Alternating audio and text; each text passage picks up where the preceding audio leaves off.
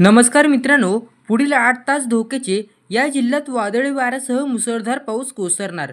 मित्रांनो, आपल्या चॅनलला तुम्ही नवीन असाल तर चॅनलला सबस्क्राईब करा। राज्यात पावसाचा जोर पुन्हा एकदा वाढला असून आजही अनेक जिल्ह्यात मुसळधार पावसाचा इशारा देण्यात आलेला आहे।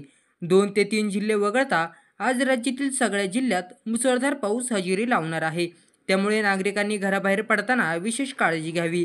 दक्षिण कोकण, मध्य महाराष्ट्र आणि मराठवाडा जिल्ह्यातील तुरळक ठिकाणी विजांचा कडकडाट आणि वादळ सोसाट्याचा वारा आणि मुसळधार पाऊस पडण्याची शक्यता आहे। तर विदर्भातील जिल्ह्यांमध्ये तुरळक ठिकाणी विजांच्या कडकडाटासह वादळ सोसाट्याचा वारा आणि मुसळधार पाऊस पडण्याची शक्यता आहे। मुंबई आणि उपनगरात आकाश अंशतः ढगाळ राहणार असून हलका ते मध्यम पाऊस पडण्याची शक्यता आहे।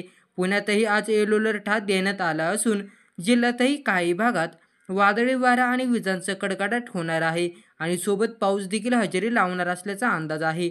मुंबई, हिंगोली, नांदेड आणि लातूर ही 4 ठिकाणे वगळता आज संपूर्ण राज्यात येलो अलर्ट देण्यात आला असून मध्यम ते मुसळधार पावसाचा अंदाज देखील आहे।